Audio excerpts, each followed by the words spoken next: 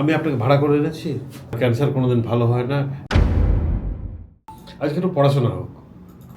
আপনি তো বড়, তো বয়স হয়েছে, বকতে পারি না, বড় একটু পড়াশোনা করতে পারি, একটু বোঝাতে পারি।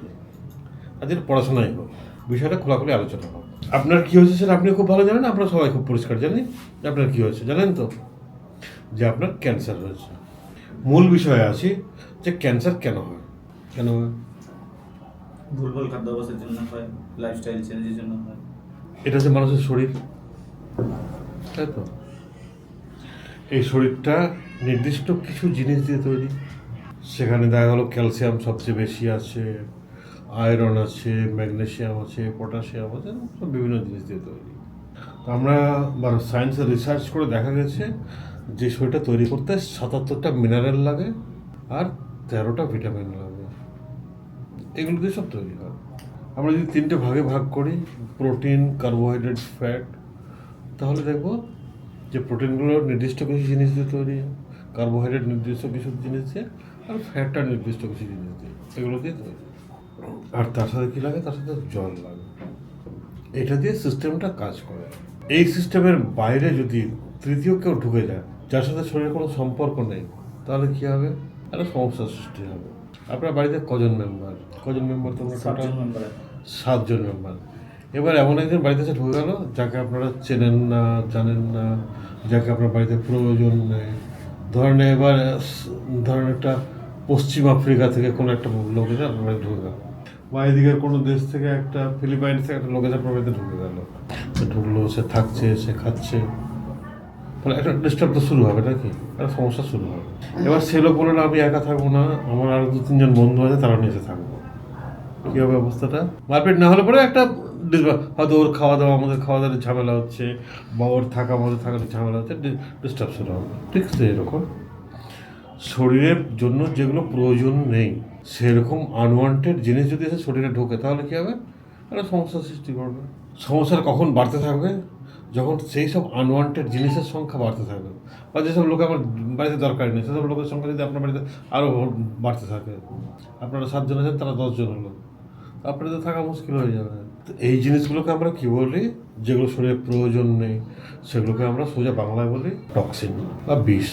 যেগুলো আমার শরীরে কোনো প্রয়োজন নেই, উল্টো আমার শরীরের সিস্টেমকে ডিস্টার্ব করবে।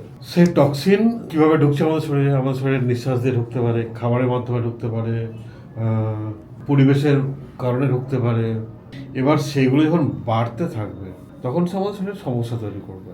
অল্প বাড়লে পরে ছোটোখাটো সমস্যা, বেশি বাড়লে পরে একটু বড় সমস্যা, আর অনেক বেশি বেড়ে গেলে পরে তখন সেটা ক্যান্সারে পরিণত হবে। আমাদের শরীর কি করে?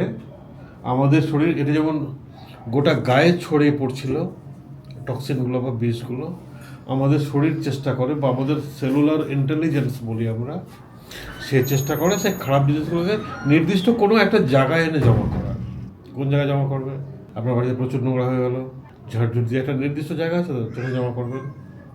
খাটের উপর নিশ্চয়ই জমা করবেন না, রান্নাঘরে জমা করবেন না। কোথায় জমা করবেন? যে জায়গাটা খারাপ জায়গা আছে বা দুর্বল জায়গা আছে, অপ্রয়োজনীয় জায়গা আছে, সেখানে জমা করবেন। তো শরীর সেরকম দুর্বল জায়গা খোঁজে যে কোন জায়গাটা দুর্বল আছে, সেখানে গিয়ে সেগুলো ডাম্প করে, জমা করে। ফলে আমরা দেখতে পাই যে ওইখানটায় খারাপ হচ্ছে, ক্যান্সার হচ্ছে। আমাদেরকে কী করতে হবে তাহলে? ওই নোংরাগুলোকে পরিষ্কার করে বাড়ি থেকে বের করতে হবে, তাই তো? সমস্যাটা কোথায় হচ্ছে? সমস্যা হচ্ছে যে ওগুলো তো নোংরা বের করবো, ঠিক আছে, কিন্তু তার পাশাপাশি যদি আমি নতুন করে আরও নোংরা ঢোকাতে থাকে তাহলে কী হবে? একদিকে বেরোনো চলবে, একদিকে ঢুকবে, বেরোনো চলবে, ঢুকবে, ফলে প্রসেসটা লম্বা হয়ে যাবে। আমাদের প্রথম কী করা উচিত? প্রথম হচ্ছে আর যেন কোনো নোংরা না ঢোকে তার ব্যবস্থা করা উচিত। আর বাড়িতে যেসব নোংরা জমে আছে, এই শরীরটা হচ্ছে আমাদের বাড়ি, ধরেন একটা বাড়িতে যেসব নোংরা জমে আছে সেগুলোকে নিয়ে পরিষ্কার পরিচ্ছন্ন করে ফেলে দেওয়া উচিত। আপনার শরীর কী দেখছে? যে এইখানটা মুখের মধ্যে ক্যান্সার হয়েছে, সেখান দিয়ে সাফিসিয়েন্ট বেরোনোর রাস্তা পাচ্ছে না, ফলে দ্বিতীয় আরেকটা জায়গা তৈরি করছে এখন, যেখান দিয়ে তাকে বের করতে হবে। ও তো বেরিয়ে যাবে, ঠিক আছে, কিন্তু যদি নতুন করে আরও নোংরা ঢুকতেই থাকে তাহলে তো পার্মানেন্ট রাস্তা হয়ে গেল, বছরের পর বছর চলতেই থাকলো। এখন এখান দিয়ে একটা ছোট্ট ঘায়ের মতো কিছু হয়েছে, ছোট্ট হোক বা মাঝারি হোক বা বড় হোক, এটা ঘায়ের মতো হয়েছে। আমার শরীরে যদি নোংরার পরিমাণ বেশি থাকে তাহলে আমার ব্রেন দেখবে যে না, এটুকু রাস্তা দিয়ে বের করা সম্ভব হচ্ছে না, আমি রাস্তাটা বড় করবো, বড় করতে হবে। তাহলে কী হবে? সমস্যাটা বাড়বে আরও।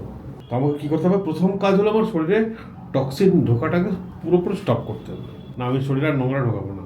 আপনি তামাক খাচ্ছেন বা গুটখা খাচ্ছেন বা বিড়ি সিগারেট খাচ্ছেন, এটা আমাদের শরীরের পক্ষে কতটা প্রয়োজন আছে? 1% প্রয়োজন নেই। ওর মধ্যে যে জিনিসগুলো আছে সেগুলো আমার শরীরের তৈরির সাথে তাদের কোনো সম্পর্ক নেই। আমার যে 77টা মিনারেল আর 13টা ভিটামিন দিয়ে শরীরটা তৈরি, বিড়ির মধ্যে, বিড়ি সিগারেটের মধ্যে কোনো ভিটামিন আছে? কিচ্ছু নেই। সে মিনারেলগুলো আছে? কিচ্ছু নেই। হ্যাঁ, সেই জিনিসগুলো আছে যেগুলো আমার শরীরের দরকার নেই। ফলে আমি বাইরে থেকে অপ্রয়োজনীয় জিনিসগুলো ঢোকাতেই থাকছি। ফলাফল কী হবে? ফলাফল হচ্ছে যে একদিকে বিষ ঢুকাচ্ছে, একদিকে বেরিয়ে যাচ্ছে, বিষ ঢুকাচ্ছে, বেরিয়ে যাচ্ছে। ফলে আমি যেটা নির্দিষ্ট সময় গিয়ে সুস্থ হব বা নির্দিষ্ট সময় গিয়ে আমার শরীরকে বিষ মুক্ত করবো, সেটা আমি আর পারবো না। কারণ আমি তো শরীরে বিষ ঢোকানোটা বন্ধ করিনি এখনো।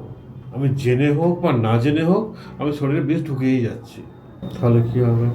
সময় নষ্ট, পয়সা নষ্ট, কষ্টটা বেশি সময়।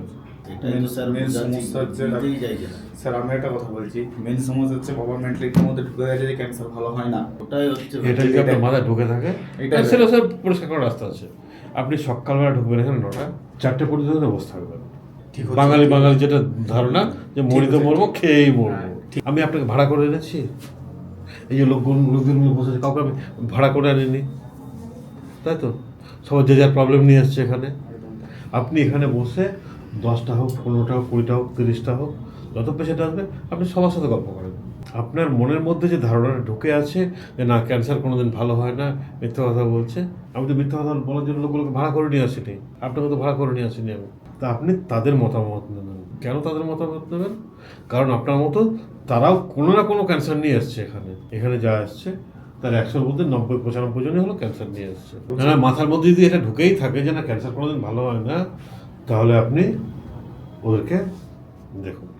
আচ্ছা, এখানে ছবি দেখে বিশ্বাস হয়নি, আপনি সামনে যতদিন আসবেন এখানে আপনি সবার সাথে গল্প করবেন। তাহলে আপনার এই যে এতদিনের ধারণা, আমি বলছি না যে আপনার ধারণাটা ভুল, আমি তা বলছি না, আপনার ধারণাটা অনেক অংশেই সত্যি। কারণ ক্যান্সার এমন একটা ক্যান্সার চিকিৎসা এমন একটা পর্যায়ে চলে গেছিলো যে মানুষ ধরেই নিয়েছিল মানে ক্যান্সার হলো মানে নো অ্যান্সার। কিন্তু আজকের দিনে দাঁড়িয়ে বিজ্ঞান অনেক উন্নত হয়েছে। আপনি যখনকার চিন্তা ভাবনার কথা বলছেন তখন এই জিনিসটা ছিল না। কোনটা? এটা একটা ছোট্ট একটা মেশিন, তাই তো? এইটুকু একটা ছোট্ট মেশিনে কত বড় বড় মেশিনকে সাফ করে দিয়েছে। মানে কি বলতে চাইছি আমি?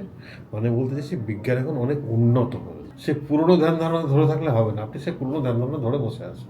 5 মাস ধরে ঠিক যাচ্ছিল, 1-1.5 মাস পুরো মানে যে রুটিনে ছিল, রুটিনটি পুরো চেঞ্জ হয়ে গেছে, আবার এরকম শুরু। ডাক্তারবাবু এটা প্রথমেই বলেছিল যে দেখবে যখন একটু সুস্থ হয়ে যাবে তখন দেখবে বদমাশি শুরু করবে। এটা প্রথমেই বলেছিল আমার, যখন ডিসেম্বর মাসে আমরা এসেছিলাম তখনই বলেছিল। কারণ তো আমি তো এই নিয়ে আমার সংসার, আপনাদের নিয়েই আমার সংসার। মানুষ তখনই সব কথা শুনে চলবে যখন সে খুব কষ্ট পাচ্ছে। স্যার, আপনি যা বলবেন আমরা সব কথা শুনে চলবো। বদমাশি শুরু হয় কখন? যখন একটু ভালো হলো। কষ্টটা তো নিজে আমি রিকোয়েস্ট করবো, আপনি আমার চেয়ে বড় বয়সে, আপনাকে রিকোয়েস্ট করবো আপনি বদমাশি করুন, কিন্তু পুরোপুরি সুস্থ হয়ে যাওয়ার পরে। তাহলে অন্তত গোটা পরিবারটা নিশ্চিত থাকবে যে না, বাবা সুস্থ হয়ে গেছে, ভয়ের কিছু নেই, চিন্তার কিছু নেই। এটা খোলেন দেখি, এদিকে ফোলা কমেছে, এদিকে ফোলাটা কমে গেছে, এখন এদিকটাই এসছে, এদিকে শক্ত ভাবটাও কমে গেছে। টিপে টিপে দেখান, ওই জন্য একটু শক্ত আছে, একটুখানি আছে, আগের চেয়ে 100-র মধ্যে 60-এর বেশি কমে গেছে। এখান দিয়ে এখন আসছে, মুখের ভেতরে কিছু নেই আর, আছে কিন্তু সাদা কিছু নেই, সাদা যা আছে সব এখন এখান দিয়ে আসছে, এখন এখান দিয়ে আসবে, দিয়ে পরিষ্কার। আমার মুখটা যেন ডিস্টার্ব না হয়, আবার বাইরে দিয়ে হোক, এখান দিয়ে হোক, এখান দিয়ে হোক। তাহলে কী হবে? আমি কেন বলছি হোক মানে বেরিয়ে আসুক, হোক মানে যে আরও বেশি করে ক্যান্সার হোক তা বলছি না, হোক মানে রাস্তা হোক। ভেতর দিয়ে হলে কী হবে? আমার খাওয়া দাওয়ার সমস্যা হয়ে যাবে, খেতে পারবো। আমার ভেতরে যদি পরিষ্কার পরিচ্ছন্ন থাকে আমি খাওয়া দাওয়া করতে পারবো। যা সমস্যা আছে বাইরে বাইরে সমাধান হয়ে যায়, ভেতরে না। এটা হচ্ছে বক্তব্য। না লাল হয়েছে, বাট এবার একটু ফেটেছেও, ফেটে রাস্তা হয়েছে, ওখান দিয়ে এবার পুঁজ আসছে, এখানে বেরিয়ে যাক, অসুবিধা কি আছে? এই আবার পাতলা হয়ে যাক, পুরো ফ্রি হয়ে যাক, এদিকে যেমন আছে ওইদিকে তেমনি ফ্রি হয়ে যাক, সেম টু সেম হয়ে যাক। আর বয়স তো এমন কিছু হয়নি আপনার। কত বছর বয়স? কত রে? হ্যাঁ, 56। আমার 14 বছর হয়ে গেল। তো এখনই কি? এখন সবে তো অর্ধেক হলো।